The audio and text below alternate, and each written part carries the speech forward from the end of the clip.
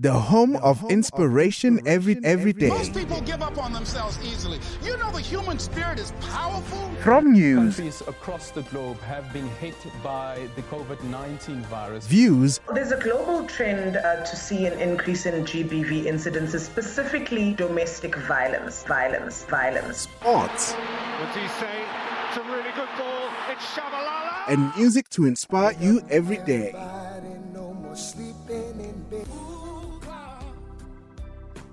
This is Vuga Online, your inspiration radio station.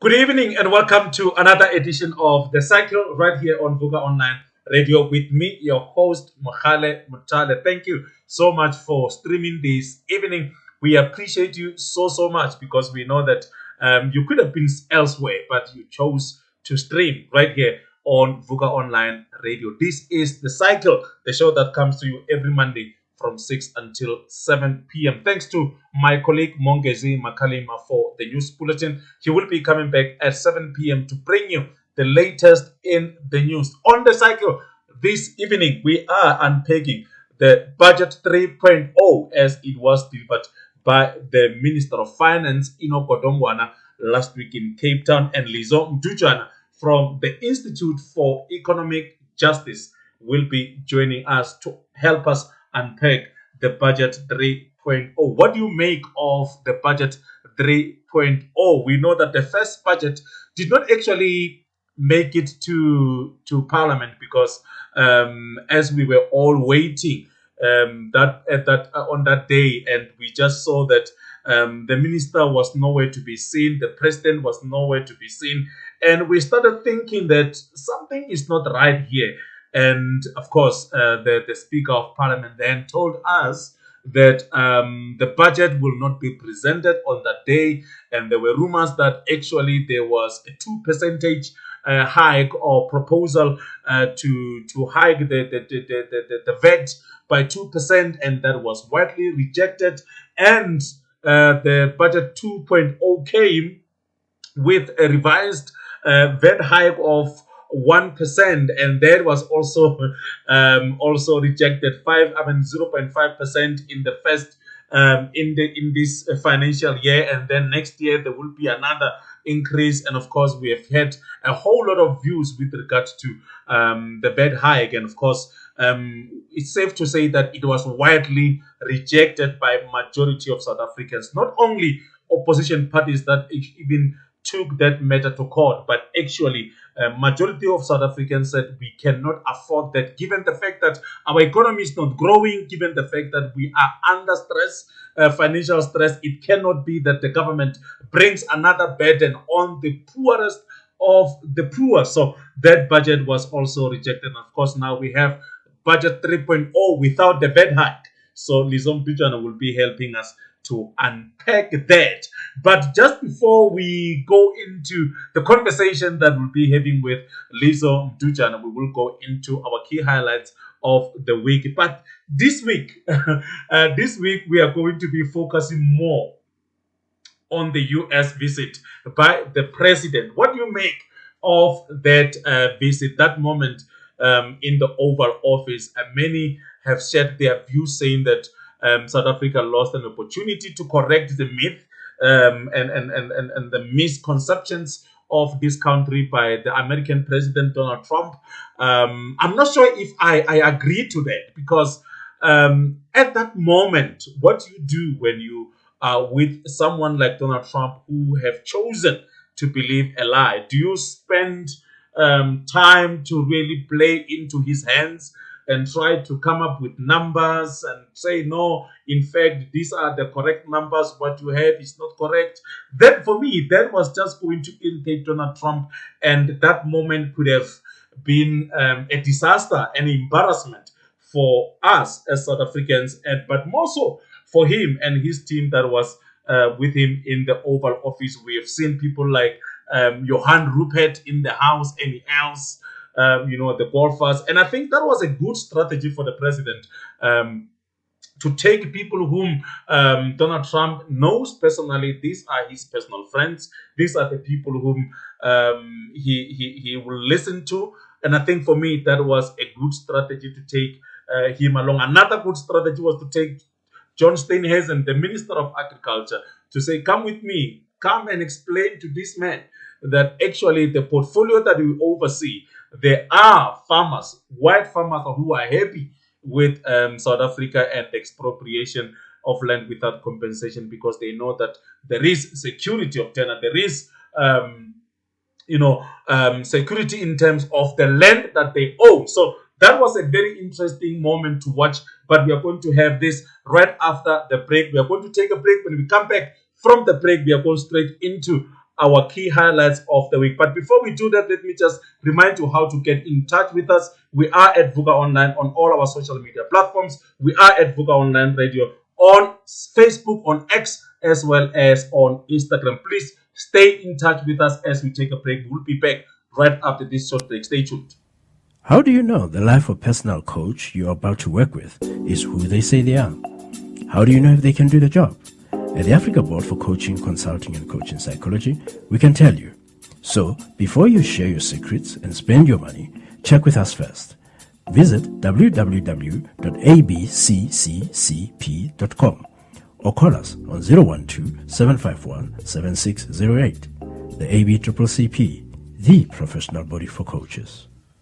Welcome back to the show this evening with me, your host, Mogale Mothale. This is The Cycle, the show that comes to you every Monday from 6 until 7 p.m. This evening on The Cycle, as I said just before we took a break, we will be unpacking the Budget 3.0 with Liso Mdutyana from the Institute for Economic Justice. He will be joining me right after the break. But for now, we are going straight into the key highlights of the week. Unfortunately, a lot has happened, and we are just going to be looking into what happened last week at the Oval Office in Washington, D.C. at the White House. It was quite an interesting moment to watch. And of course, people have had their own views as to how the president actually handled that moment. But for me, given the circumstances under which the president or the South African team found themselves, I think they did very well, in my view.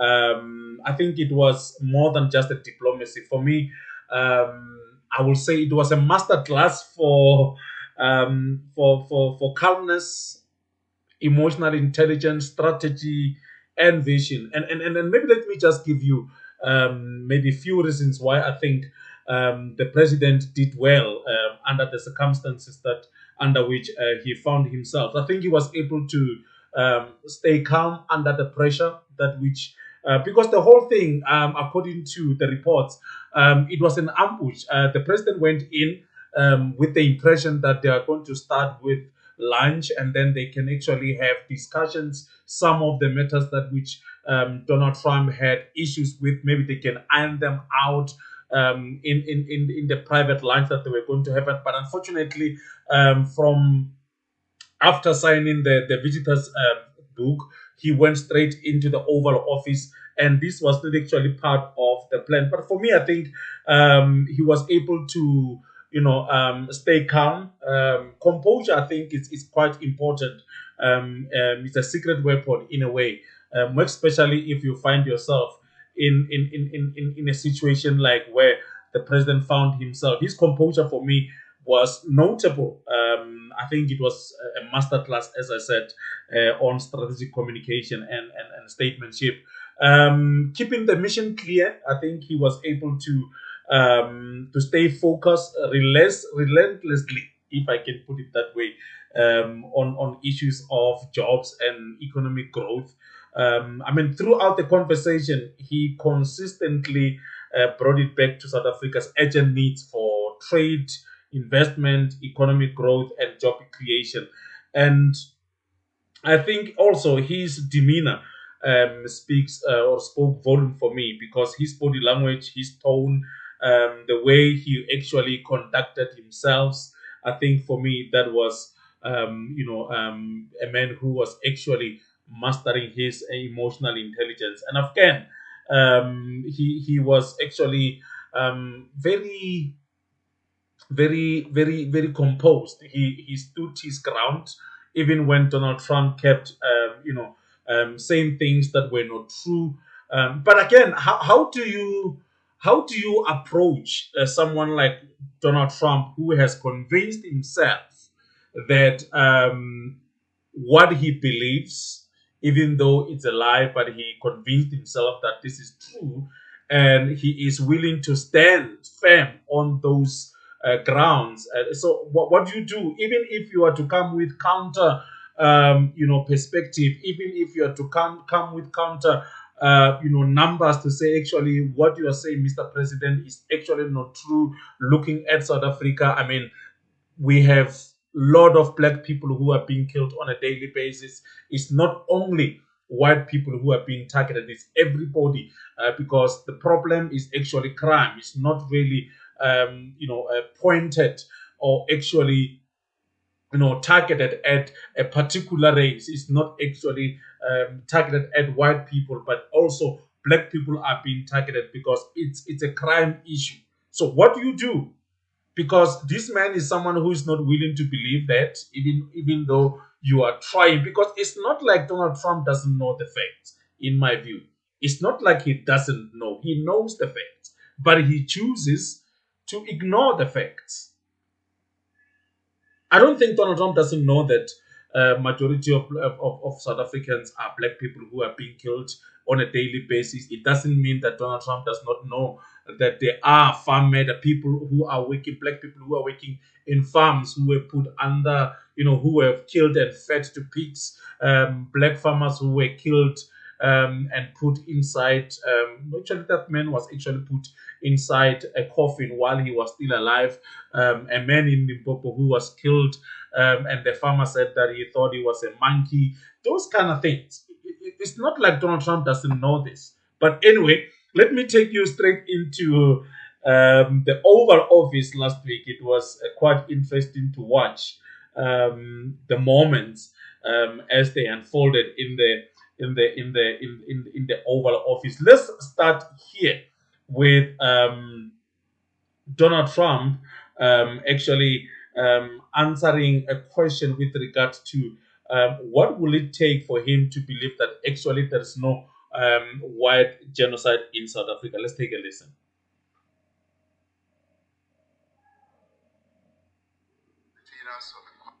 You to be convinced that there's no white genocide in South Africa? Well, I can answer that for the president. It's for him. No, seriously, I have him in show.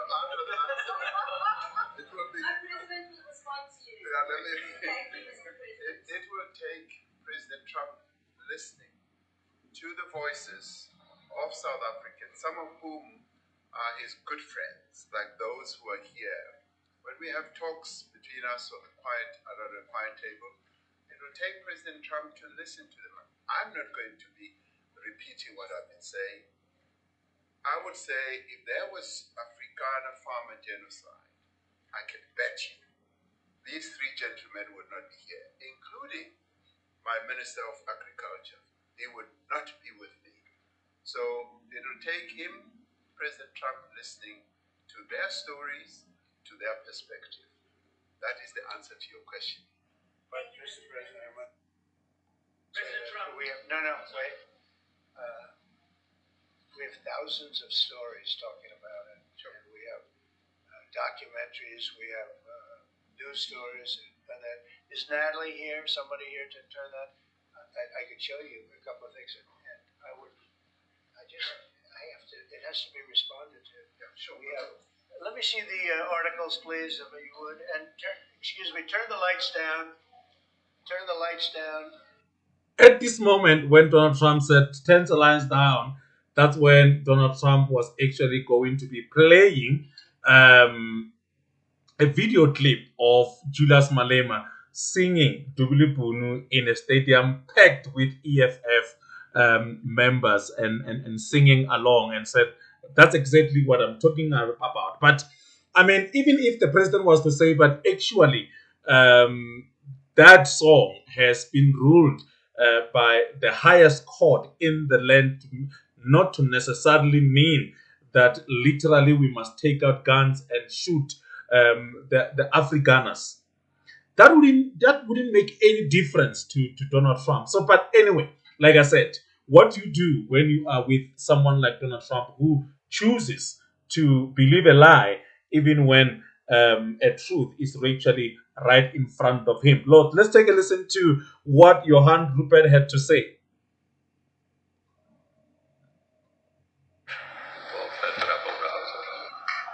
Mr. President, if you had to wind all of those tapes properly, you will see I'm the biggest target for that rebel rouser.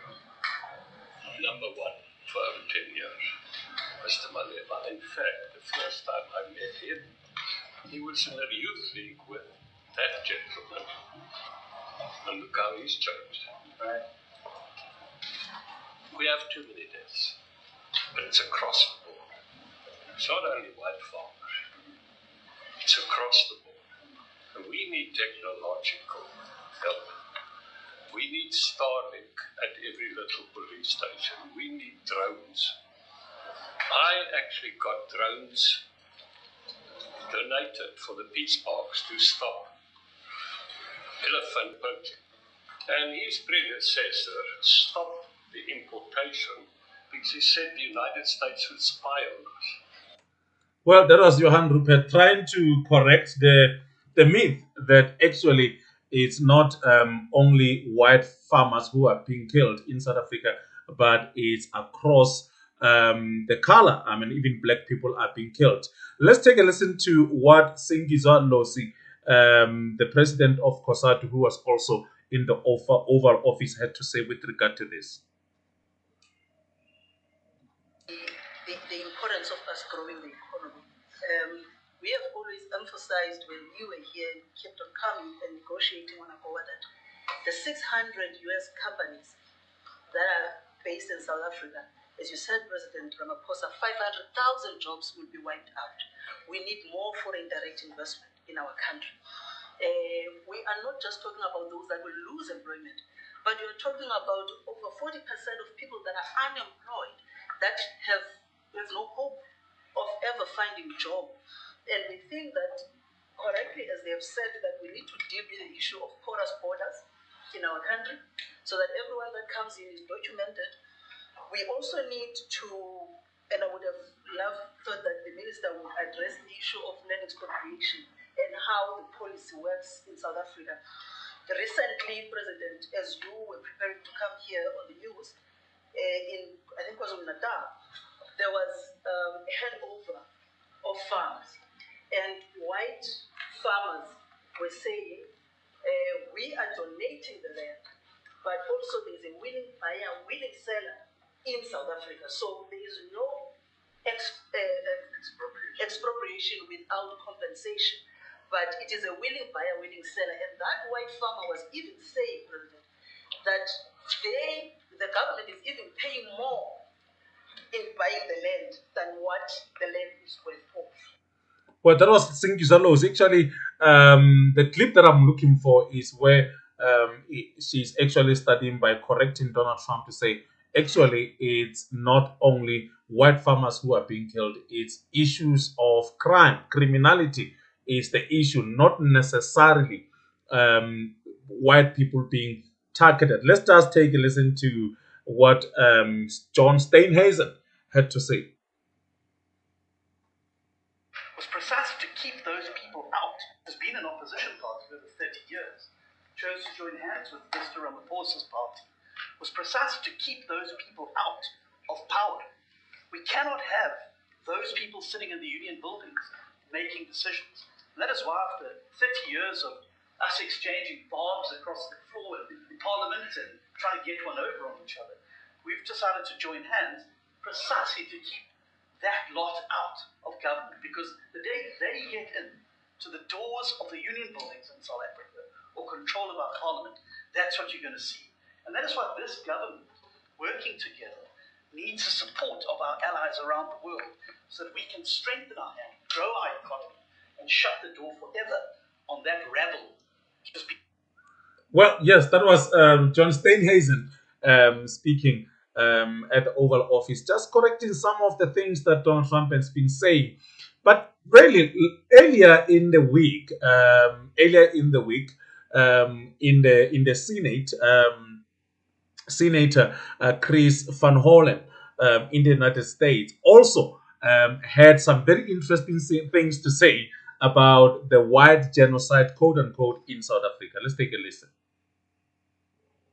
For refugee status under a, but here's where it goes from cruel to despicable. While cutting off food aid to Sudanese families living through an actual genocide, you're fast-tracking white South Africans for refugee status under a manufactured claim that they are the victims of genocide. You tried to block the admission of individuals who had already been approved to come here as refugees while making bogus claims to justify granting such status to Afrikaners. You've made a mockery of our country's refugee process, turning it into a system of global apartheid where political ideology and race, more than truth or need, matter. Well, that was the U.S. Senator also discussing this issue of the white farmers who are in the United States as refugees. Let's take a listen to the president now speaking post that White House visit, speaking to the South African media.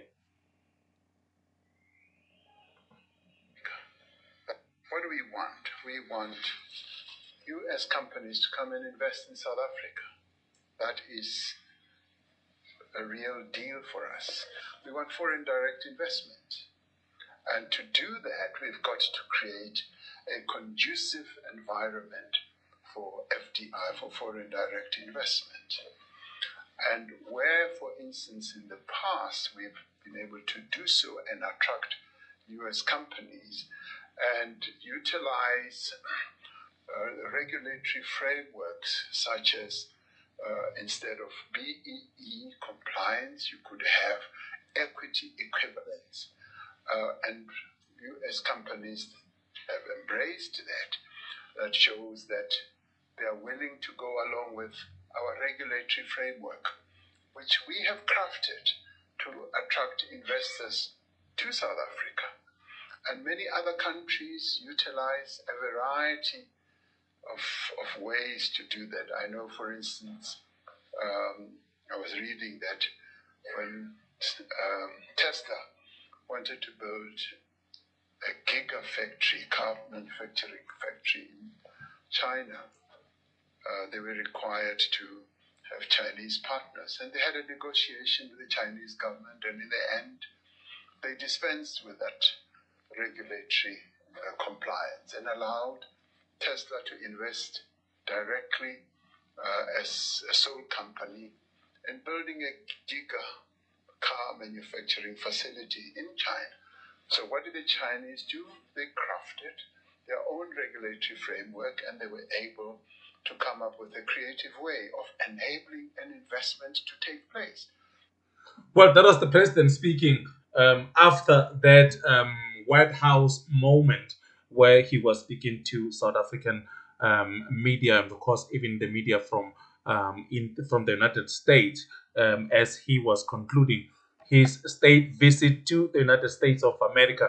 What do you make of the whole meeting? What do you make of the whole visit of the president to the United States? Do you think that ultimately he was able to reset the U.S.-South Africa relations? Because as he has been saying, that this is actually the reason why we are in the United States of America, to reset, the relationship, which has been in the last few months has been under a serious threat. And of course, we know that at this point, it looks like, the door is open. There is that opportunity for South African government to now begin to engage. Of course, if you listened to Minister of Trade and Industry, Park Stawu, saying that they will continue to engage with the the American counterparts, just to see how they can actually begin to work together in terms of trade, in terms of investment, and also discussing issues that has to do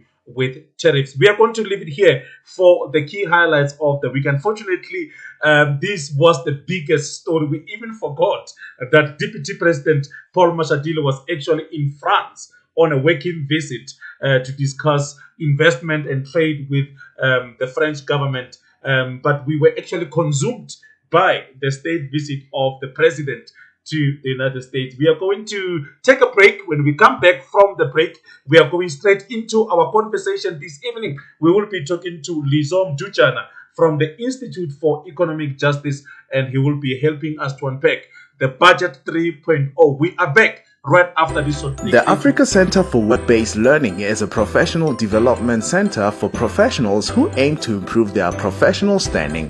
This means that the learning programs we run are more than just academic programs. They are work-based programs that focus on leveraging your current experience as a professional to build your overall profile.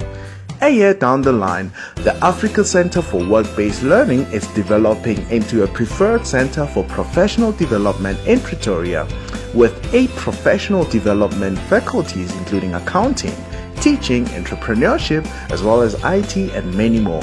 For more information, go to acwbl.org or dial +27 12 751 7608. The Africa Center for Work-Based Learning, where work is learning.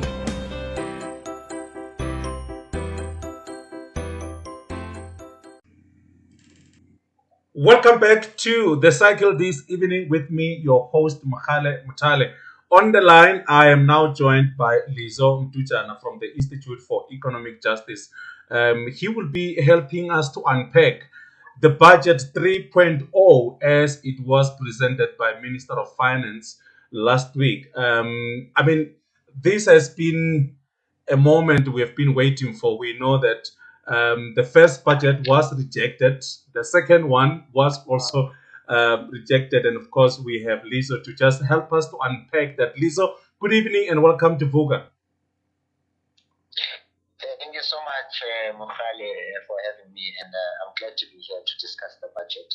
Thank you so much. Maybe just a way of a background, maybe just taking us back to the first time when the budget was rejected, maybe just paint a picture up until where we are at this point. Thank you, Mogale. So, the budget was initially, I don't even want to say tabled, because the first budget did not even reach Parliament. So what we know of the budget process, it's not necessarily the most transparent process that everyone is involved in. But what we know of the budget process is that typically, the Minister of Finance will present the budget before it even goes to Parliament. The Minister of Finance will present the budget to cabinet. So cabinet would be the ministers that we have in the country, as well as their deputies.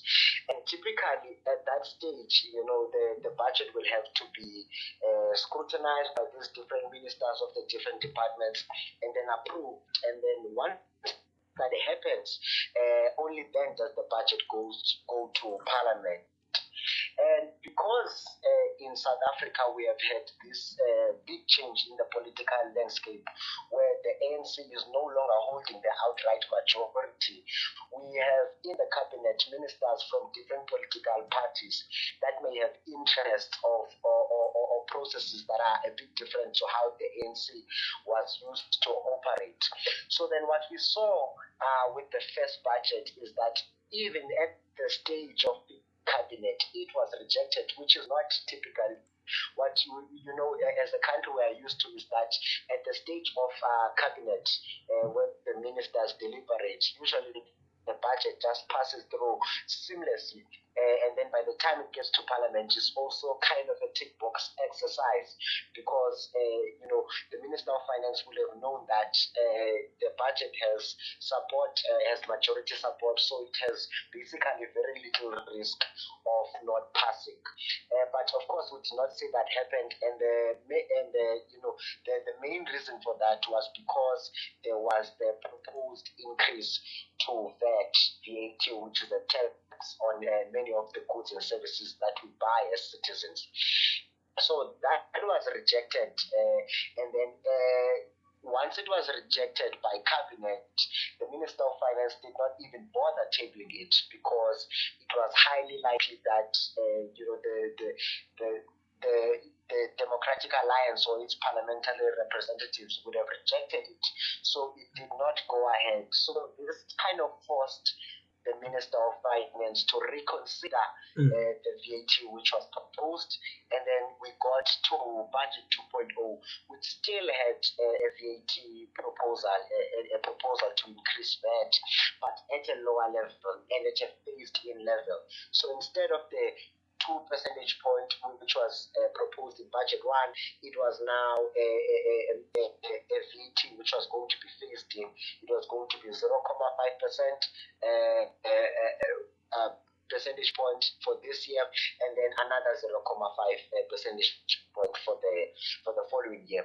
And then that was brought to Parliament, and even then it kind of stalled.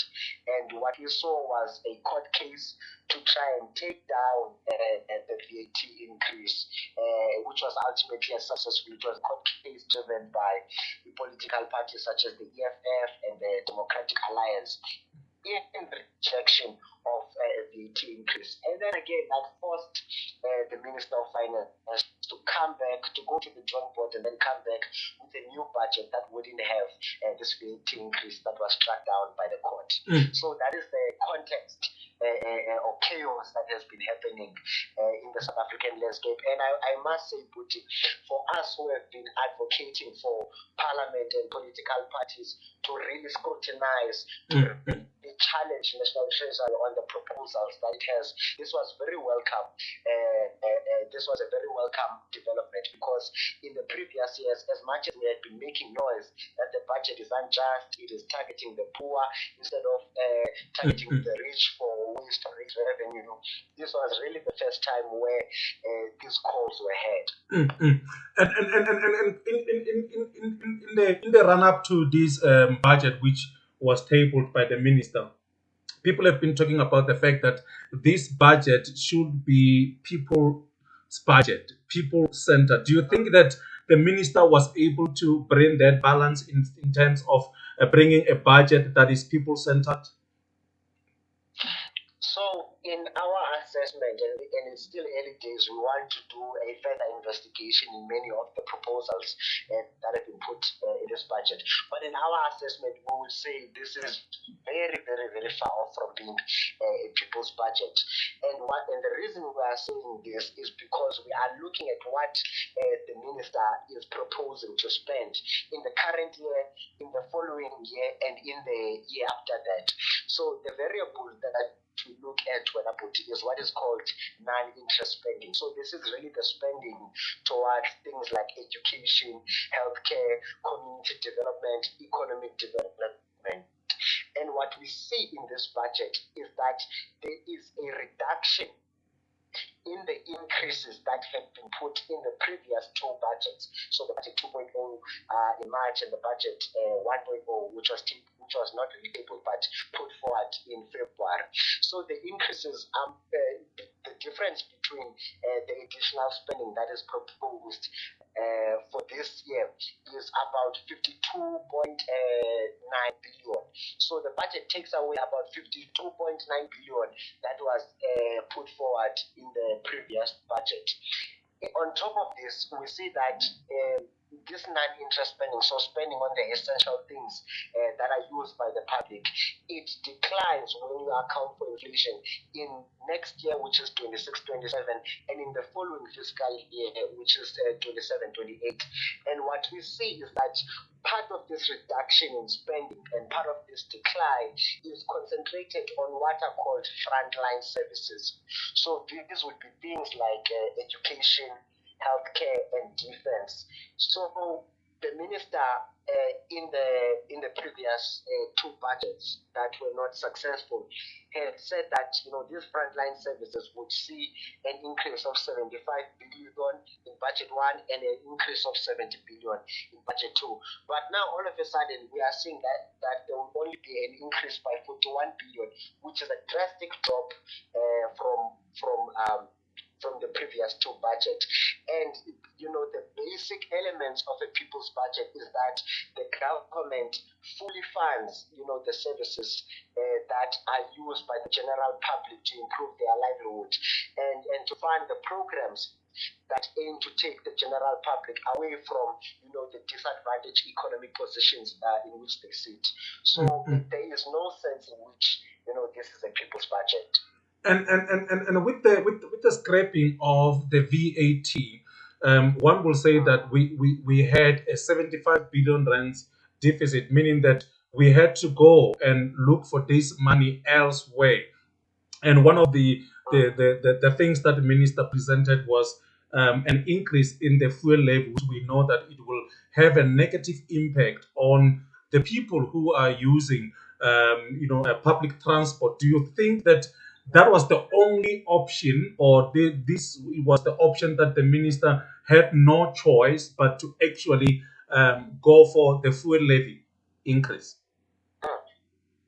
So, just as you have said, Buti, the increase in the general fuel levy is likely to have a negative impact on poor households and on the general public, because the fuel levy is really applicable and is really applied to things which are used by basically everyone. Everyone uses fuel because everyone needs to be transported somewhere. So if now you see a rise, for example, in the prices of a taxi fare, now the price of being transported, let's say from work to home, is increasing, and we know that for most people, a large part of their monthly budget is dedicated towards transportation, so that directly impacts them. But beyond this, the fuel levy is also applicable on things such as paraffin, which are used in many poor households to light up their homes if they don't have access to electricity. So we think this is a very problematic proposal, and we think there is a likelihood that this proposal is just as bad as the increase in VAT. So as much as you have taken VAT away, you have put in a measure of raising money that is just as equally damaging. And for us, it's quite upsetting that the Minister of Finance claims that there were no other viable ways to raise money. As the Institute of Economic Justice and other civil society organizations, as well as labor and even political parties, there were many proposals which were put forward which would not have had the kind of harm that an increase in the general fuel levy has. So amongst these is drawing down on what is called the gold and foreign exchange contingency reserve. It's typically called JFETRA. So this is money that National Treasury has, at its disposal. It can draw upon on. But what we saw is that in the previous years, they refused to draw down on this money. And even when these proposals were made, there was fear struck, amongst financial markets saying this would be problematic. But once this money was drawn upon, we saw that it had actually no negative impact. And there is still a large amount of money in that fund, which we think the Minister of Finance could have continued to draw on. Another thing which we have proposed is taking away, tax benefits that are given to the rich for no discernible good reason. An example of this are medical aid, tax credits.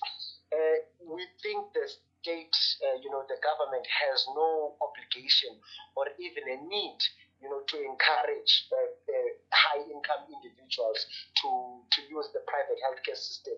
That money could have been used to boost the public healthcare system, which is failing because of a lack of, healthcare workers, or a lack of, the proper infrastructure within clinics and hospitals. And that money is upwards of 40 billion each year that is lost in the fiscus, and that could be used.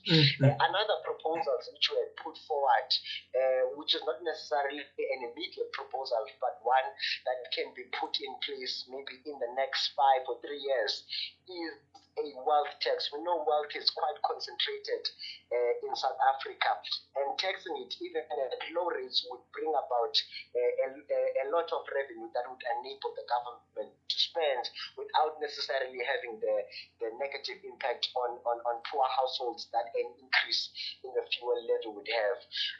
And the last one is the increase in the corporate income tax rate. Over the years, we have seen this rate decline. And part of the justification for that was that it will bring about private investment and whatnot. But we have not really seen that materialize. And there are many reasons, amongst which are the fact that South Africans simply do not have enough money to buy the things that would be produced. So the businesses are not really encouraged to invest as much as they would have. And we have argued that it would not be a problem for, business competitiveness, for, for these firms to be taxed at a higher level. That would, for example, be moving the corporate income tax rate from 27 back to 28, the level at which it was at around 2022. And there is no way that the Minister of Finance can claim, that there are no other ways of raising money. And as we conclude, Liso, because we have run out of time, SAFTU, the South African Federation of Trade Unions, the EFF, and also the MK Party in Parliament have said that this is an austerity budget, and the minister said that this budget is not an austerity budget. Do you think that this is an austerity budget, given the reasons that you've also provided with, together with organizations like SAFTU as well as the opposition parties in Parliament? For us, it is plain and clear. This is still an austerity budget. So perhaps the cuts to spending have not been as drastic as what we have seen in previous years. But the problem is that in South Africa, we have had a decade of deep cuts to public spending, such that even when there are marginal increases to spending, as we have seen in the current year, it doesn't really amount to too much.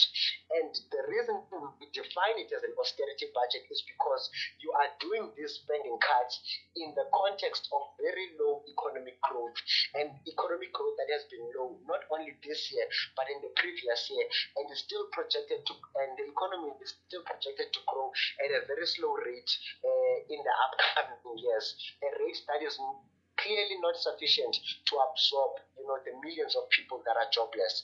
So, plain and simple, this is still an austerity budget. Well, Liso Mdutyana, thank you so much for joining us this evening. Unfortunately, this is where we are going to leave it. But thank you so much for coming to the show and give us your thoughts. Thank you, Puta. Thank you so much. Well, that was Liso Mdutyana from the Institute for Economic Justice giving us their thoughts, or his thoughts, on the budget as it was presented by the Minister of Finance, Enoch Godongwana. Well, this is where we are going to leave it for the cycle this evening. The cycle will be back next week, Monday, from 6 until 7 p.m. right here on Vuga Online Radio. Until then, it's a good evening from me, and God bless you. The home of inspiration every day. Most people give up on themselves easily. You know the human spirit is powerful. From news, countries across the globe have been hit by the COVID-19 virus. Views. There's a global trend to see an increase in GBV incidences, specifically domestic violence. Sports. What do you say? It's a really good ball. It's Shabalala. And music to inspire you every day.